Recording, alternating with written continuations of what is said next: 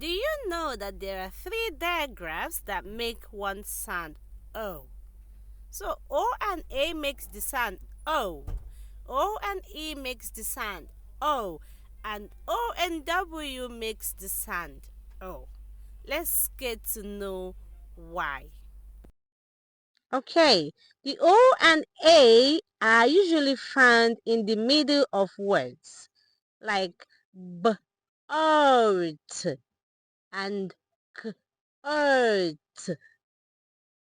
O and W are usually found at the end of words, like snow, snow, grow.